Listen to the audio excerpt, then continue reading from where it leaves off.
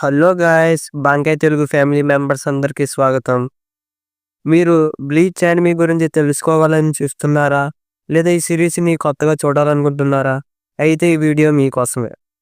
ఈరోజు మనం 'బ్లీచ్' అనే అద్భుతమైన యానిమీ సీరీస్‌ని ఫస్ట్ 3 చాప్టర్‌లని ఎక్స్‌ప్లెయిన్ చేయబోతున్నాం.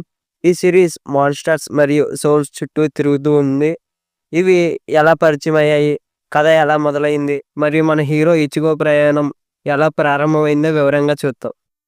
కరాకోర టౌన్‌లో ఒక స్త్రీ వంతెనపై నిలబడి ఉంటుంది. ఆమె ఒక సౌల్ రేపర్ అని తర్వాత తెలుస్తుంది.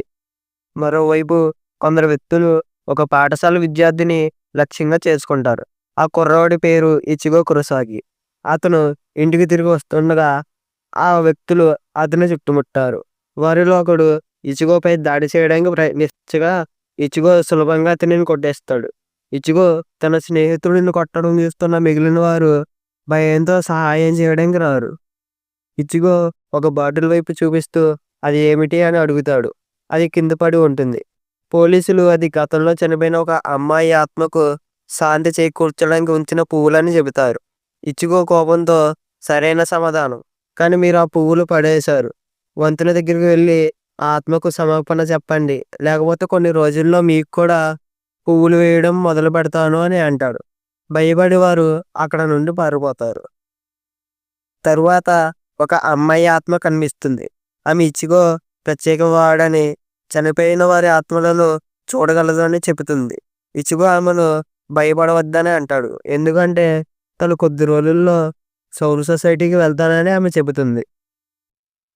ఇచిగో ఇంటికి రాగానే అతని తండ్రి ఇన్సిన్ అతనిపై దాడి చేస్తాడు.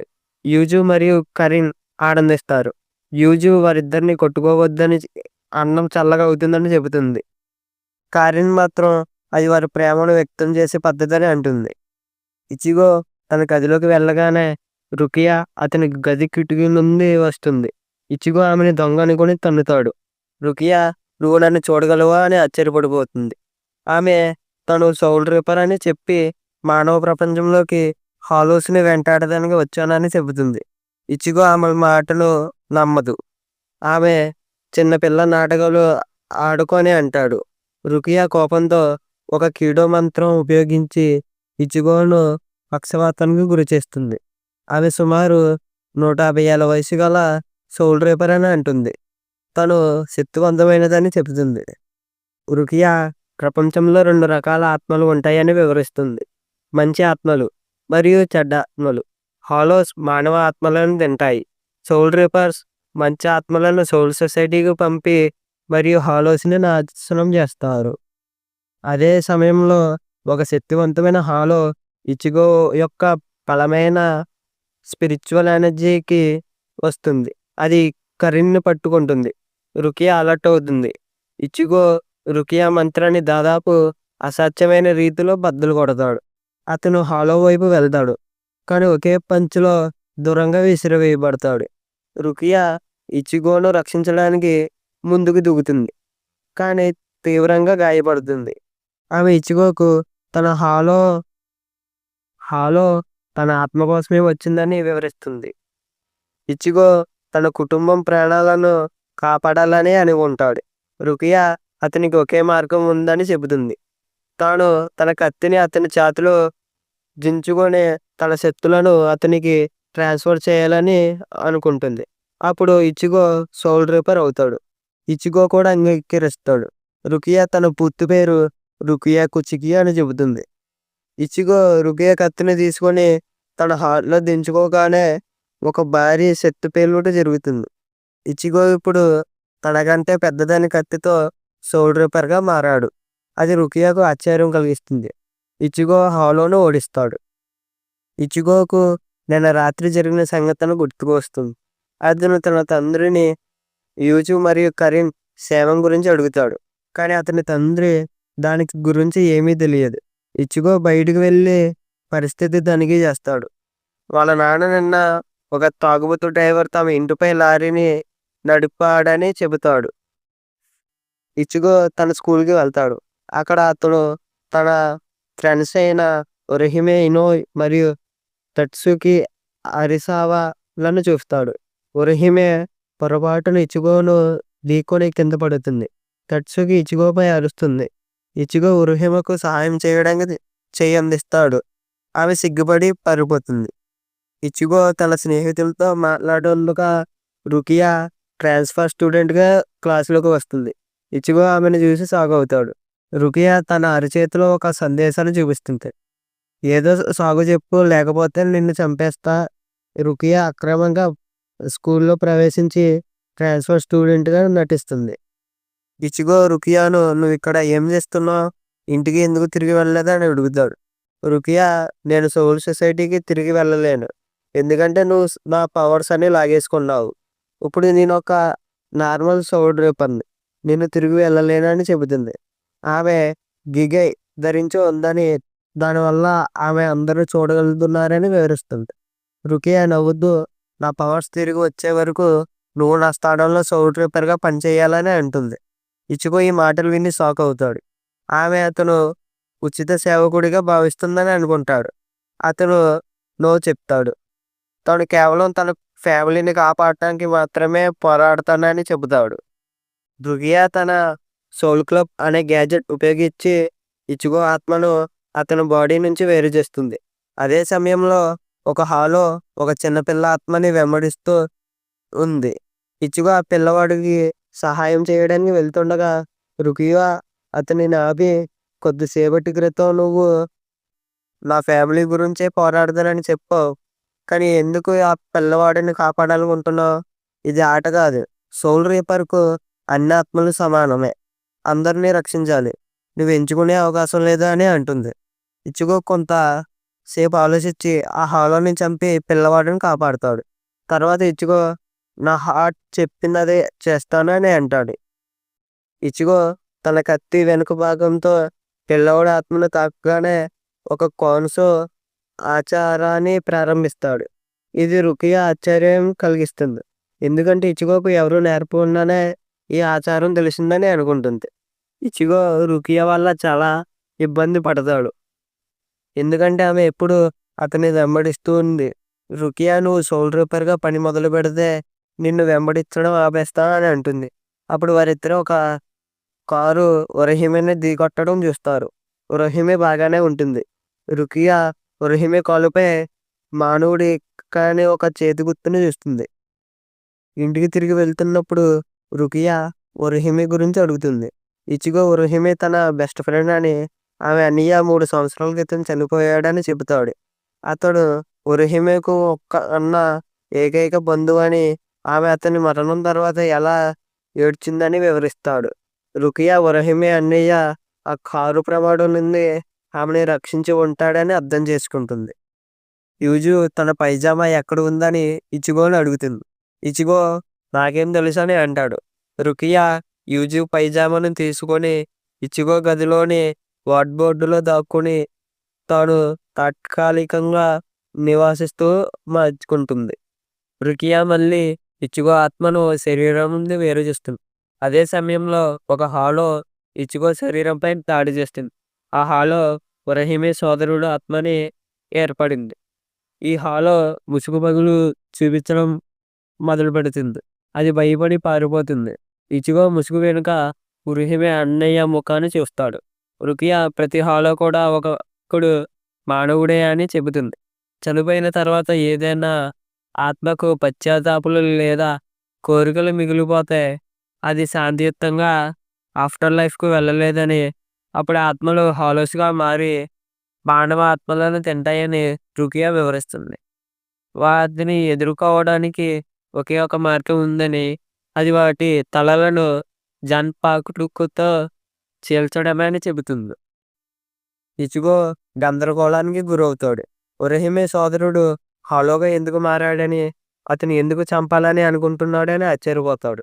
రుకియా ఆ హాలోను ఒక శక్తివంతమైన హాలో నియంత్రిస్తుందని, అది ఇచిగో ఆత్మను తినాలని కోరుకుంటుందని వివరిస్తుంది. ఉరహిమె మరియు తట్సుకి ఉరహిమె ఇంట్లో ఉంటారు. అకస్మాత్తుగా ఉరహిమె బ్రదర్ తట్సుయపై దాడి చేస్తాడు. ఉరహిమె భయపడుతుంది. ఆమె శరీరం నుండి ఒక ఆత్మ గొలుసు అనుసంధానించి ఉంటుంది. హాలో ఆమె ఆత్మను ఆమె శరీరం నుండి వేరు చేసింది. ఉరహిమె ధైర్యం చేసి తట్సుకిని కాపాడడానికి ప్రయత్నిస్తుంది. హాలో ఒరహిమే పేరు పిలవడం చూసి ఆమె ఆశ్చర్యపడిపోతుంది. హాలో ఒరహిమను తనను ఎందుకు గుర్తించలేదని కోపంగా అడుగుతుంది. ఇచిగో మరియు రుకియా ఒరహిమే ఇంటికి వస్తారు. రుకియా హాలో మానవ భావోద్వేగాలను కోల్పోతాయని, ఆత్మలను తనడం ద్వారా తమను తాము పూర్తి చేసుకోవాలని మాత్రమే కోరుకుంటాయని వివరిస్తుంది. హాలో ఒరహిమను చంపబోతుండగా ఇచిగో జోక్యం చేసుకుంటాడు. ఇచిగో రుకియా మాటలకు గుర్తుకు చేసుకుంటాడు. హాలో ఒరహిమే చనిపోయింది. నేను ఆమెను నా చేతులతో చంపేశానే అంటాడు. హాలో కళ్ళను చూసి ఒరహిమెకు తన అన్నయ్య ఒక హాలోగా మారాడని అర్థమవుతుంది. ఒరహిమే బాధపడుతూ తన అన్నయ్య ఇప్పుడు తన స్నేహితులను హాడి చేస్తున్నాడని హాలో ఒరహిమెతో నేను చనిపోయినప్పుడు నువ్వు ప్రతిరోజు నా కోసం ప్రార్థించావు.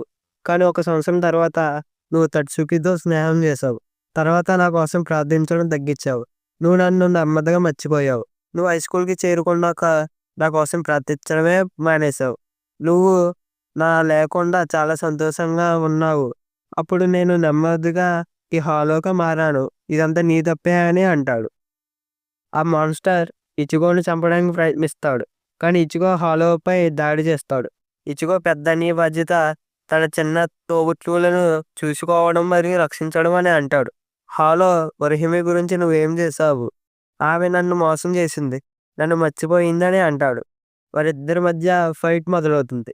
ఇచిగో హాలోకు సహాయం చేయబోతుండగా ఒరహిమే అతనిని ఆపి, అన్నయ్య ఇది నా తప్పే. నన్ను వదిలి వెళ్ళొద్దని నేను మిమ్మల్ని అడిగాను. దానివల్ల మీ హృదయంలో పశ్చాత్తాపాలు మిగిలిపోయాయి. అప్పుడు మీ ఆత్మకు శాంతి లభించలేదు. మీరు నా చుట్టూ ఉన్నారని నాకు ఎప్పుడూ తెలుసు. కానీ అన్నయ్య నేను మీపై ఆధారపడితే నేను స్వతంత్రంగా ఉండలేను. అప్పుడు మీ ఆత్మకు ఎప్పటికీ శాంతి లభించదు. నేను మీకు నా స్వంత మార్గంలో చూపించాలనుకున్నాను. నేను ఇప్పుడు బాగానే ఉన్నానని, నేను నా జీవితాన్ని గడపగలనని, ఇప్పుడు మీరు నా గురించి చింతించాల్సిన అవసరం లేదని, కానీ నా ప్రార్థన వల్ల మీరు ఒంటరిగా భావిస్తున్నారని నాకు తెలియదు అని అంటుంది. ఇచిగో హాలో బాధను చూసి గందరగోళానికి గురవుతాడు. రుకియా హొరేమి అన్నయ్య తనలోని హాలోతో పోరాడుతున్నాడని వివరిస్తుంది. అతను తన ఇష్టానుసారం హాలోగా మారలేదని, ఒక శక్తివంతమైన మాన్స్టర్ అతనిని బలవంతంగా హాలోగా మార్చిందని రుకియా చెప్తుంది. ఆ శక్తివంతమైన హాలో ఇచిగోకు లక్ష్యంగా చేసుకుంది. ఈ సమయంలో ఒరహిమే అన్నయ్య తనలోని బలమైన హాలోతో పోరాడుతున్నాడు. తద్వారా ఒరహిమెకు హాని చేయకుండా ఉంటాడని అనుకుంటారు. ఈ పోరాటం తర్వాత హాలో ముసుగు పగిలిపోతుంది. అంటే ప్రస్తుతానికి ఒరహిమే అన్నయ్య ఈ అంతర్గత పోరాటంలో గెలిచాడు. ఇచిగో ఒరహిమేను తనిఖీ చేయడానికి వెళ్తాడు. రుకియా ఒరహిమే ఆత్మ గొలుసు ఇంకా ఆమె శరీరానికి అనుసంధానించబడి ఉందని, ఆమె ఇంకా చనిపోలేదని చెబుతుంది. రుకియా ఒరహిమేకు చికిత్స చేయడానికి ప్రారంభిస్తుంది. ఈ సమయంలో ఒరహిమే అన్నయ్య హెయిర్ ఫిల్లను చూస్తాడు. అతను చనిపోయిన రోజున తనే ఆ పిన్లను ఆమె బహుమతిగా ఇచ్చాడని గుర్తు చేసుకుంటాడు. ఒరహిమే తన అన్నయ్యను గుర్తుంచుకోవడానికి ఆ హెయిర్ బిల్లను ప్రతిరోజు ధరిస్తుంది. ఒరహిమే అన్నయ్య మళ్ళీ హాలోగా మారకుండా తనను తాను చంపడానికి ప్రయత్నిస్తాడు. ఇచిగో అతనిని ఆపాలనుకుంటాడు. కానీ రుకియా అతన్ని ఆపి, హాలోని చంపడం అంటే దాన్ని శుద్ధి చేయడం మాత్రమేనని, అతను హాలో సౌల్ సొసైటీకి పంపడం మాత్రమే చెబుతుంది. ఒరహిమే తన అన్నయ్యతో గుడ్ బై అన్నయ్య అని చెప్తుంది. అతను శుద్ధి చేయడానికి వెళ్తాడు. తర్వాత రోజు ఒరహిమే మరియు ఆమె స్నేహితులు భోజనం చేస్తున్నారు. ఒరహిమే తన ఇంట్లోని మాన్స్టర్స్ వచ్చి తన గదిని నాశనం చేశాయని ఒక పిల్లల కథగా చెప్తుంది. ఆమె స్నేహితులు ఆమె మాటలు నమ్మరు. ఇచిగో మరియు రుకియా ఇదంతా గమనిస్తుంటారు. రుకియా నిన్న రాత్రి జరిగిన విషాదాన్ని ఒరహిమే గుర్తుంచుకోకుండా ఉంటాదని తన సోల్ గ్యాజెట్ని ఉపయోగించి ఆమె జ్ఞాపకాలను మార్చడానికి వెళ్తుంది. తను ఇచిగో కుటుంబం విషయంలో కూడా ఇదే గ్యాజెట్ ఉపయోగించిందని చెబుతుంది. ఇదంతా విన్న తర్వాత ఇచిగో రుకియాకు ఆమె సోల్ రిపేర్ పని చేయడానికి అంగీకరిస్తాడు. రుకియా చాలా సంతోషిస్తుంది. బ్లీచ్ అనిమే ఫస్ట్ 3 ఎపిసోడ్లు ఎక్స్ప్లెనేషన్ చూసారుగా. ఇచిగో ఎలా సోల్ రిపేర్ అయ్యాడు, రుకియా మానవ ప్రపంచంలో ఎలా చిక్కుకుంది, మరియు హాలోస్ వెనుక ఉన్న విషాదకరమైన కథ ఏమిటో మనం తెలుసుకున్నాం. వీడియో మీకు నచ్చిందని ఆశిస్తున్నాను. బ్లీచ్ సీరీస్ గురించి మరింత తెలుసుకోవడానికి ఈ వీడియోలను లైక్ చేయండి, కామెంట్ చేయండి మరియు మీ ఫ్రెండ్స్‌తో షేర్ చేయండి. మరిన్ని అద్భుతమైన అనిమీ వివరాల కోసం బాంకే తెలుగు ఛానల్‌ని సబ్స్క్రైబ్ చేసుకోవడం మర్చిపోవద్దు. మళ్ళీ కలుద్దాం. అప్పటి వరకు